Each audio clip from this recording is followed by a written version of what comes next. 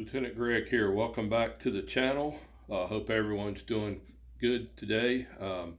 Wherever you are, welcome to our friends across the world and across the ponds. And glad to have you. Everyone's a friend here. Everyone's invited. And please like and subscribe to my channel.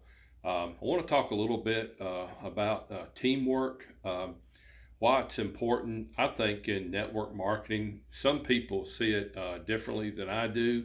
I'm fairly a beginner, been doing it several years, and not as successful as a lot of other people, but I think it's important to get on the right team to be successful, to win, to do your job right. You must have a good team. In football, you always need the quarterback. Now, I'm a Virginia Tech fan. Coach Beamer always said as long as he had a good defense and a kicker, which he did most of the time, he felt pretty good about it. But you got to score some points, and you always need a good quarterback. That's in college or the pros. You got to have somebody that can lead your guys, that's a good leader, that knows what to do with the ball, that can listen, follow directions, instructions from coaching, has a good attitude, things like that. Same way in the fire department. Some of you may not know it. I'm a retired fire lieutenant, I was an officer. I rode in the truck on the right side. I made all the calls, all decisions. I was a supervisor. Did that for about 10 years, total of 28 years in a career department, and retired in December of 2022. But you got to have a good team on the fire ground. You got to have everybody's got to know what they're doing. Everybody likes to see the fire truck come down the road, lights and sirens, see where it's going, see what it does when it gets there. And I always told my people, everybody's got a cell phone now. Everybody's got a camera. Everybody's got video. So let's act like we know what we're doing. Don't beat around the bush. Just go in and get the job done. And a lot of times we didn't have a lot of fires, but it was alarms, medical calls, carbon monoxide, smoke detectors, things like that. And you always want to provide good customer service. And all that went back to training. You train to act like when you trained like it was the real thing, and you took that training and you implemented it, and you worked on it day in and day out, and you got good at what you did. And everybody has a job. My job was to make the call, decide what we're going to do when we get there, call for other resources if we need them, call another ambulance if we had a bad accident or a trauma or something like that. The driver or the engineer of the truck is always a big important player right there, in my opinion. And I was a driver before I became a lieutenant. You can't do anything till you get to the scene safely. So you have to have a good driver who knows how to handle the truck, is a good, safe driver, and can get you there. And then when he gets there, to park it. Like on the interstate, we always angled it. When you see a fire truck on the interstate that's sideways, that's blocking one or two lanes of traffic, that means it's a barrier for the people on that truck, the EMS crew, police department that are working that accident, to get traffic away from you and to get it over, usually to the left or right shoulder in the interstate, and get the people off of you. Even got hit a few times, believe it or not. It happens nationwide, unfortunately, with cell phones and people not paying attention. Your fire and your driver also has to know at a fire how much water to pump, how to get the water to the lines and things like that, how to hook up to a hydrant, transfer from tank water to hydrant water. And your firefighters got to know their job, whether, if it's search, fire suppression, ventilation, things like that, what to do on a medical call. And usually on medical call with my crew, the paramedic was the lead. I just got him the resources and things that he needed and got all his information. So you got to have a good crew, a good team to be successful at anything.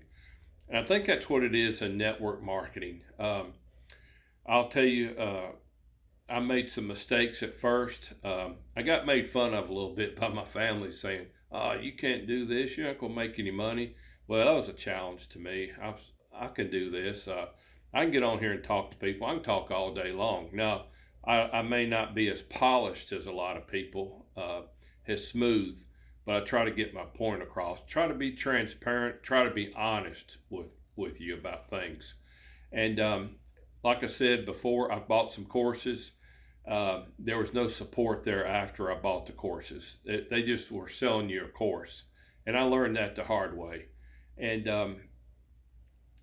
I got on with. I promote three things really right now, and I think it's important for an inexperienced digital marketer, network marketer in with an MLM to just get started. Stick with one thing and learn that trade. Learn how to do that right before moving on or expanding. I know people, friends I have in this business that promote a lot of stuff. Everything from Live Good to courses to Amazon influencer, TikTok shop, things like that. But I think as a newbie in this business, it's best to start out slow and start out what makes you feel comfortable. And don't take it all in at one time. And I think that's what I tried to do as well. And the people that signed me up, I got in Live Good late, 2 years after it was already established. It's up and running. And a lot of people joined me after I joined in the power line. But the person that signed me up, I signed up under them. I don't, have never heard from them or anything like that. And you may not. But I think it's good to reach out and maybe even having a social media page to encourage each other, to support each other. And one thing, I sort of did my research and switched gears when or maybe not switch gears, but changed my strategy when I joined Safe Club. I wanted to get under somebody in my upline who was experienced, who I could watch their videos and learn from. And so I enrolled in a totally different upline with a totally different person who actually is in the top 10 with both Live Good and Safe Club. And if I had it to do over again, if I'd done my research a little bit more with Live Good, I'd have loved to have gotten on his team. But anyway, you move on from your mistakes. You learn. It's just like playing ball or in the fire department. You make a mistake, you talk about it, you say, we'll do better next time. We'll train on that. We'll get better. We'll figure out how to address that problem the next time.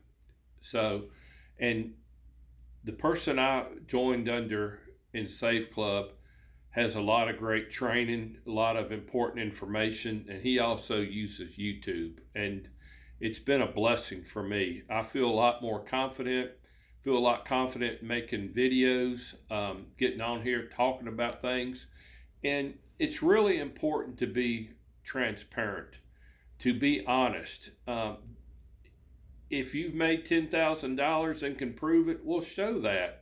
But if you haven't, don't sit here and lie and say, I've made $100,000 and you haven't. That's not the way to go. And with Live Good, I was in a Facebook page that you had to send your leads to. And I thought something's fishy about that. And some people were sending their leads and not getting conversions. So, and the person that was leading that group gets on her social media and uses foul language. And foul language does not bother me. I've heard enough of it in my career. You hear it all the time. But I think you need to be a little bit more honest with people and be transparent, and don't belittle people. Be nice to people. Treat people like you'd want to be treated. And I think that goes the same in network marketing. And I think with Safe Club, I think I'm on the right path. I got in early, joined on April 24th, and I've got people that I'm learning from, training under, and it's been, like I said, been a blessing.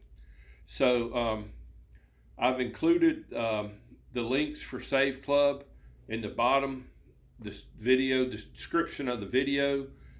Take a look at that. You can do this. If I can do it at 61 years old, you can do it. You don't have to be polished. You don't have to be perfect. Don't worry about messing up. Just get on here and talk about your life, tell your story, and make a little bit of money on the side. Have money, join Save Club today for $70.97, $60 one-time fee, $19.97 for $79.97, excuse me, plus $19.97 a month. And not only save on trips for your family, for dining out, homeowners, auto insurance, things like that, but become an affiliate and then sign other people up and make residual income, not only monthly, weekly income, but make residual income for the rest of your life. You never know who you sign up, and they may sign up a slew of people under you, and you'll benefit financially from that. It'll be great for you and your family. So thank you for watching today. If you like my content, if you like the channel, please like and subscribe to the channel. Everyone's welcome. Glad you're checking it out. And check out Save Club. And before I get off, let me do a little housekeeping duties.